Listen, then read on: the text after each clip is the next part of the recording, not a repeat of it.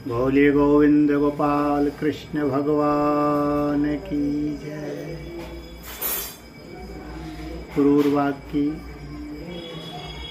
वैराग्योक्ति। भगवान श्री कृष्ण कहते हैं, उद्धव जी, ये मनुष्य शरीर मेरे स्वरूप ज्ञान की प्राप्ति का, मेरी प्राप्ति का मुख्य साधन है।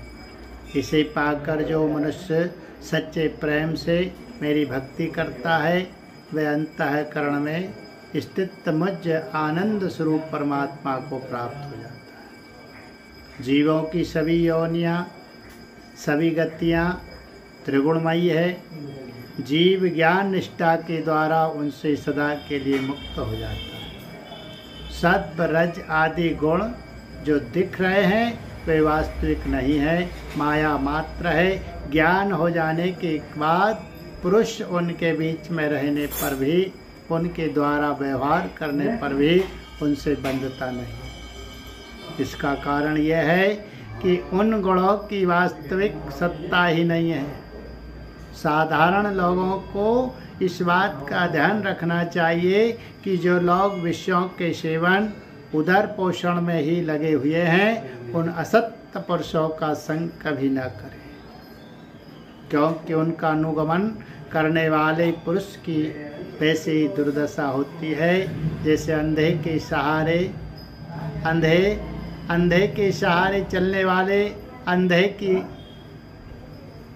की उसे तो घोर अंधकार में भटकना पड़ता है। उद्धव जी, पहले तो परम यशस्वी सम्राट इलानंदन पुरूरवा उर्वशी के विरह से अत्यंत बेशुद्ध हो गया था। पीछे शौक कट जाने पर उसे बड़ा वैराग्य हुआ और तब उसने ये गाथा गाई। राजा पुरूरवा नग्न होकर पागल की भांति अपने को छोड़कर भागती हुई उर्वशी के पीछे अत्यंत विकल होकर दौड़ने लगा और कहने लगा, देवी निष्ठुर हृदय, थोड़ी देर ठहर जा, भाग मत। उर्वशी ने उनका चित्त आकृष्ट कर लिया था, उन्हें तृप्ति नहीं हुई थी। वे क्षुद्र विषयों के सेवन में इतने डूब गए थे कि उन्हें वर्षों की रात्रियां ना जाती मालूम पड़ी और ना तो आती। पुरूरवा ने कहा, हाय हाय, भला मेरी मूर्ता तो देखो। काम वासना ने मेरे चित्त को कितना कलुषित कर दिया। उर्वशी ने अपनी बाहुओं से मेरा ऐसा गला पकड़ा कि मैंने आयु के न जाने कितने वर्ष खो दिए। ओहो, विस्मृति की भी एक सीमा होती है। हाय हाय, इसने मुझे लूट लिया। सूर्यास्त हो गया या उदित हुआ, यह भी मैं ना जान सका। बड़े खेद की बात है कि बहुत से वर्षों के दिन पर दिन बीतते और मुझे मालूम तक न पड़ा। अहो, आश्चर्य है, मेरे मन में इतना मोह बढ़ गया जिसने नरदेव शिखामणि चक्रवर्ती सम्राट मुझ पुरूरवा को भी स्त्रियों का कीड़ा मृग खिलौना बना दिया। देखो, मैं प्रजा को मर्यादा में रखने वाला सम्राट हूँ। वह मुझे और मेरे राजपाट को तिनके की तरह छोड़कर जाने लगी और वे पागल होकर नंग धड़ंग रोता बिलखता उस स्त्री के पीछे दौड़ पड़ा। हाय हाय, यह भी कोई जीवन है। मैं गधे की तरह दुलत्या सह कर भी स्त्री के पीछे पीछे दौड़ता रहा। फिर मुझ में प्रभाव तेज और स्वामित्व भला कैसे रह सकता है। स्त्री ने जिसका मन चुरा लिया उसकी विद्या व्यर्थ है।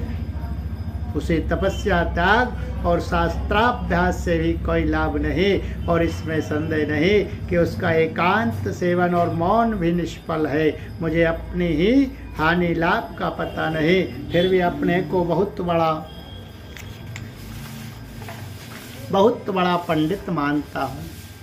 मुझ मूर्ख को धिक्कार है। हाय हाय, मैं चक्रवर्ती सम्राट होकर भी गधे और बैल की तरह स्त्री के फंदे में फंस गया। मैं वर्षों तक उर्वशी के होठों की मादक मदिरा पीता रहा, पर मेरा काम वासना तृप्त ना हुई। सच है, कहीं आहुतियों से अग्नि की तृप्ति हुई है। उस उल्टा ने मेरा चित्त चुरा लिया। आत्मा राम जीवन मुक्तों के स्वामी इंद्रियातीत भगवान को छोड़कर, और ऐसा कौन है जो मुझे उसके फंदे से निकाल सके। उर्वशी ने तो मुझे वैदिक सूक्त के वचनों द्वारा यथार्थवाद कहकर समझाया भी था, परंतु मेरी बुद्धि ऐसी मारी गई कि मेरे मन का वह भयंकर मोह तब भी मिटा नहीं। जब मेरी इंद्रियां ही मेरे हाथ के बाहर हो गई, तब मैं समझता भी कैसे, जो रस्सी के स्वरूप को ना जानकर उसमें सर्प की कल्पना कर रहा है और दुखी हो रहा है। रस्सी ने उसका क्या बिगाड़ा है? इसी प्रकार इस उर्वशी ने भी हमारा क्या बिगाड़ा, क्योंकि स्वयं मैं ही अजित इंद्रिय होने के कारण अपराधी हूँ। कहा तो ये मेला कुचेला दुर्गंध से भरा अपवित्र शरीर, और कहा सुकुमारता पवित्रता सुगंध आदि पुष्पोचित गुण, परंतु मैंने अज्ञानवश असुंदर में सुंदर का आरोप कर लिया। ये शरीर माता पिता का सर्वस्व है, अथवा पत्नी की संपत्ति, ये स्वामी की मौल्य हुई वस्तु है, आग का ईंधन है, अथवा कुत्ते और गीधों का भोजन है। इसे अपना कहे अथवा सुहृदय संबंधियों का। बहुत सोचने विचारने पर भी कोई निश्चय नहीं होता। ये शरीर मल मूत्र से भरा हुआ अत्यंत अपवित्र है। इसका अंत यही है कि पक्षी खाकर विष्टा कर दे, इसके सड़ जाने पर इसमें कीड़े पड़ जाए, अथवा जला देने पर यह राख का ढेर हो जाए। ऐसे शरीर पर लोग लट्टू हो जाते हैं और कहने लगते हैं, अहो इस स्त्री का मुखड़ा कितना सुंदर है, नाक कितनी सुगढ़ है, और मंद मंद मुस्कान कितनी मनोहर है। ये शरीर त्वचा, मांस, रुधिर, स्नायु, मैदा, मज्जा और हड्डियों का ढेर और मल मूत्र तथा पीप से भरा हुआ है। यदि मनुष्य इसमें रमता है तो मल मूत्र के कीड़ों में और उसमें अंतर ही क्या है। इसलिए अपनी भलाई समझने वाले विवेकी मनुष्य को चाहिए कि स्त्रियों और स्त्री लंपट पुरुषों का संग न करे। विषय और इंद्रियों के संयोग से ही मन में विकार होता है, अन्यथा विकार का कोई अवसर ही नहीं है। जो वस्तु कभी देखी या सुनी नहीं गई है, उसके लिए मन में विकार नहीं होता। जो लोग विषयों के साथ इंद्रियों का संयोग नहीं होने देते, उनका मन अपने आप निश्चल होकर शांत हो जाता है। अतः वाणी, कान और मन आदि इंद्रियों से स्त्रियों और स्त्री लंपटों का संग कभी नहीं करना चाहिए। मेरे जैसे लोगों की तो बात ही क्या, बड़े बड़े विद्वानों के लिए भी अपनी इंद्रियां और मन विश्वसनीय नहीं है।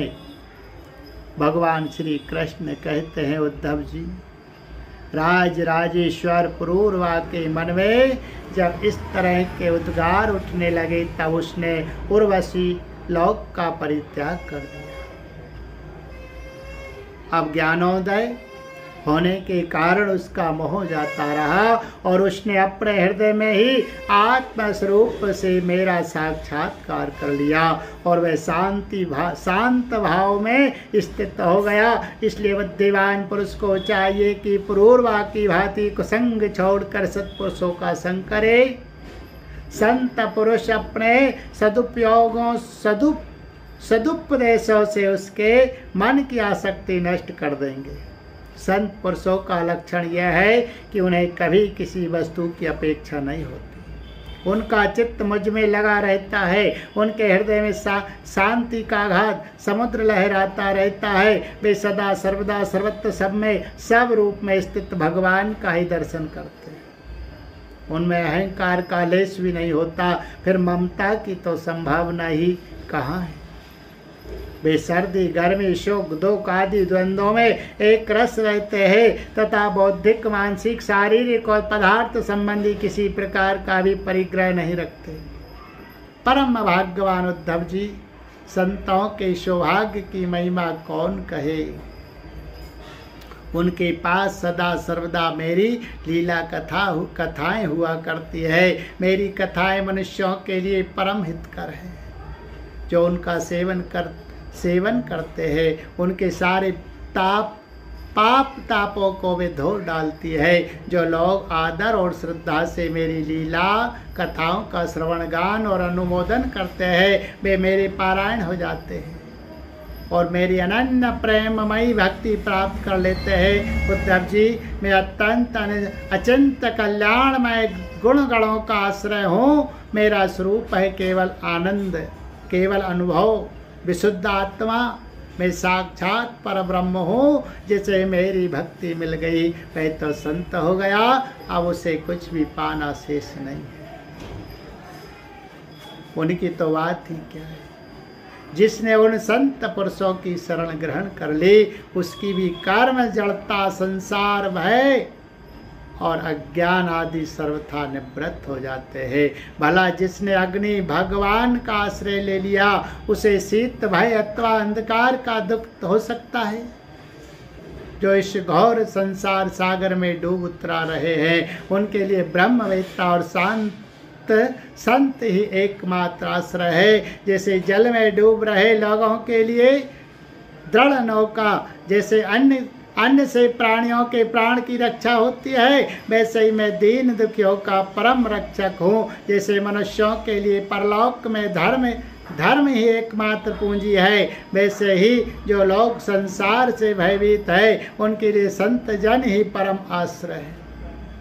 जैसे सूर्य आकाश में उदय होकर लोगों को जगत तत्वा अपने को देखने के लिए नेत्रदान करता है, वैसे ही संत पुरुष अपने को तथा भगवान को देखने के लिए अंतर्दृष्टि देते हैं। संत अनुग्रहशील देवता है, संत अपने हितैषी हृदय है, संत अपने प्रियतम आत्मा है और अधिक क्या कहूँ, स्वयं में ही संत के रूप में विद्यमान हूँ।